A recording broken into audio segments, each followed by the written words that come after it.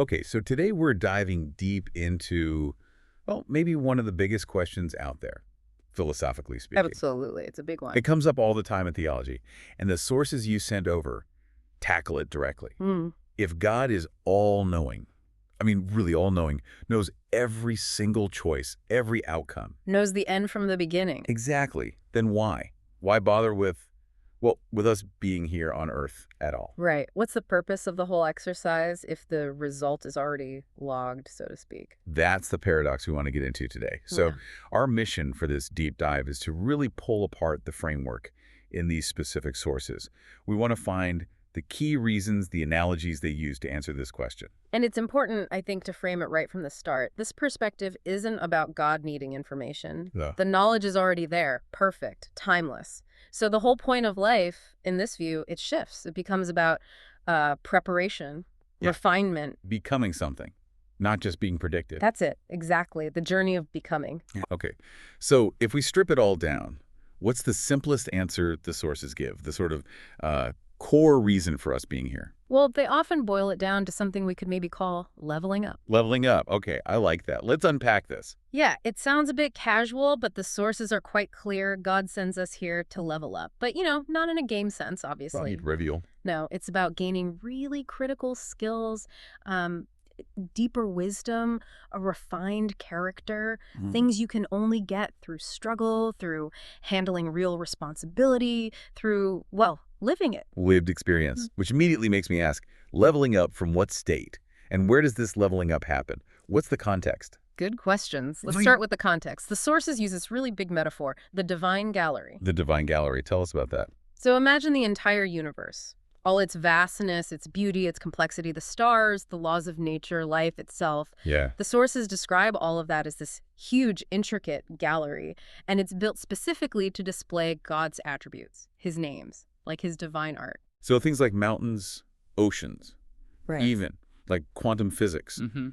they're not just there. They're expressions. Exactly. Expressions of things like his mercy, his wisdom, his power. They're revealing something about the artist. Okay, makes sense. The universe as a showcase. And within this showcase, we are given chances. The source actually says 1 billion chances, metaphorically speaking, A billion chance to. to get to know him. Not just intellectually, but by seeing these attributes in action, witnessing the order, the beauty, the sheer ingenuity. It's learning through observation, through experience. That ties into something else you highlighted from the sources, this idea that God, as the ultimate creator, can take something simple, like a seed, right? Right, or a ray of light. And add, what was it, thousands of benefits to it, just by connecting it to a bigger purpose. Precisely. It shows how even the smallest thing can reflect infinite potential when it's part of that grand design, that gallery. Okay, so if the universe is the gallery full of finished art, where do humans fit in? We're clearly not presented as finished pieces in the same way. No, we're not. And that brings us to the second key metaphor, which is much more about us individually. Which is? We're the raw material. The sources often compare us to rough minerals, like diamonds in the rough, maybe? Something that needs work. Rough minerals needed to be cleaned up and polished. I remember that phrase. Yes. And that's crucial because it implies we don't all start the same. Some minerals, are naturally harder, some softer, some have more potential, maybe? We start with different temperaments, different inherent strengths and weaknesses. Exactly. The starting points vary hugely, but the need for polishing, for refinement, that's universal. The process just looks different for each person. Okay, so putting those two together, Mm-hmm. the universe is the gallery showing perfection, and we are the rough minerals within that gallery. So our job, our purpose, is to actively work on ourselves, to go from that rough state to something refined, something valuable, something that can maybe reflect those attributes we see in the gallery. You've got it. That's the core mission. And that refinement process needs a specific place. And that place is Earth. That's right. Earth is framed as the temporary workshop, the place designed specifically for this testing, this purification. It's preparation for what the sources call an amazing forever life in paradise. It's the necessary step for transformation. It's the only way, according to this framework. And there's a key quote from the Prophet Muhammad, peace be upon him, that underpins this. The one about minerals. Yes, human beings are like minerals. And the really interesting part is the addition. Someone who has good qualities before finding faith. Good raw material. Right. They'll be even better afterward. Their inherent goodness provides a strong base for the faith process to build on, to refine. This is where it gets really practical, doesn't it? The example of Umar, one of the Prophet's companions, illustrates this perfectly. It really does. He's often presented as the sort of textbook case in the sources. Before Islam, he was known to be, well, powerful, strong-willed, a leader in his community, definitely high-grade material, you could say. Absolutely. But the sources also suggest that material had impurities. Maybe he was tough, quick-tempered, and arrogant. Those are words sometimes used. Right, so the faith process, the refinement. Yeah. It didn't aim to make him weak or passive, did it? No, not at all. That would be like destroying the mineral itself. Instead, it took that innate strength, that energy, and purified it. How so? He didn't lose his strength. It became strength of faith. His energy got channeled into justice, that quick temper. It was polished into, well, calmness, gentleness even. And the arrogance. Transformed into deep humility, incredible modesty. It's like alchemy, really. Changing the base qualities without destroying the core substance. It's about sanding off the rough edges, the negative traits that cling to that strong core. That's a great way to put it. And that's why the sources seem hopeful when they see people who are already dynamic, energetic, maybe naturally well-mannered, engaging with this faith process. Because they have great potential. Excellent material for the furnace, so to speak. Exactly. They have the capacity, the vigor that once it's refined can lead to amazing good. So let's nail down the definition then. This faith process, as the sources describe it, what is it fundamentally doing? It's described as the refining tool, the technology, working on the most precious mineral, humanity. Okay. Its job is to mold, improve, and mature us. It targets those character flaws, those impurities, the bad stuff, and aims to get rid of them. How? Through what means? Through trials, responsibilities, constant self-awareness, self-examination. It's an active, ongoing project. It requires pressure. Pressure. Testing. Which brings us right back to that central puzzle. If the creator isn't bound by time, knows the outcome, knows if the mineral will end up as pure gold or stay as, say, simple iron. Why the need for the test for us? Why the fire? Yeah. If the result's predetermined in God's knowledge, why do we have to go through the often painful process? And this is really the absolute core of the answer provided in these sources, the test. It is not for God to find out the result. Okay. The test is entirely 100% for us. But I still grapple with that. Why? If I fail, God knew. If I succeed, God knew.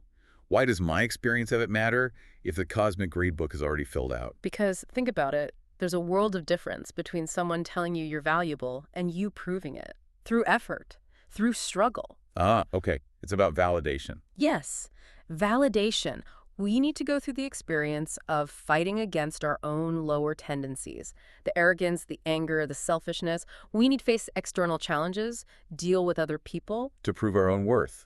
To ourselves. To ourselves, and in a sense, to bear witness to our own journey. Imagine just being told, okay, you're gold.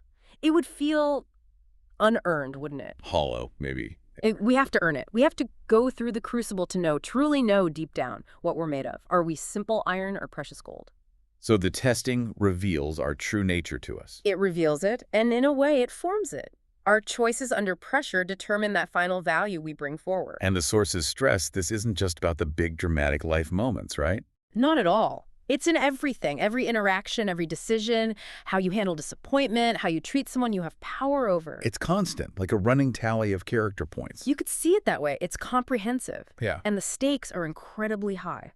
Because this whole process of self-discovery, of self-validation leads to the ultimate consequence. Exactly. It leads to that moment of accountability.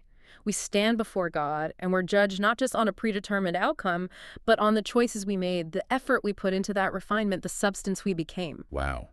Okay, that's a lot to take in. We've really covered some ground here. The idea of leveling up the universe as this divine gallery, us as the rough minerals, and then the crucial role of testing, not for God's knowledge, but for our own self-discovery, moving from iron towards gold. That's the framework. So bringing it to today, what does this whole picture mean for us, for you listening, living right now with all the chaos and challenges we see? Well, the sources actually offer a pretty sobering historical perspective on that. Oh, How so? They suggest that the first generation, the companions of the prophet, they achieved a remarkable level of purity through this process. They were like the benchmark, the gold standard. Right. But then the sources claim subsequent generations, over time, Yeah. have slowly lost their purity. Whoa. That's quite a statement. A historical decline in this refinement. Yes. And they directly link this perceived loss of personal and collective character refinement to many of the great troubles and disorders we see in the world today. So it connects our individual inner work directly to the state of the world. It absolutely does. It connects the micro, your own character, your own struggles with arrogance or temper, to the macro, the condition of society. If the goal is polishing the human mineral, and the claim is we've been collectively getting rustier, Then the work isn't just personal, it's maybe urgent. Hmm? For everyone. that seems to be the implication. The refinement project is ongoing and maybe more critical than ever. Which really leaves us, and you listening, with a pretty powerful final thought to consider, doesn't it? I think so. If this framework is right, if purification is ongoing and tied to global well-being, and if things like quick temper, arrogance, lack of humility are the common impurities, then the question becomes very personal. What specific impurities, what roughness in your character, in your daily interactions, are you meant to be actively polishing away right now? Not just for your own gold status, but maybe as your contribution to fixing that historical loss of purity the sources talk about. A vital question. The work, it seems, never really stops. Indeed. Thank you for joining us for this deep dive.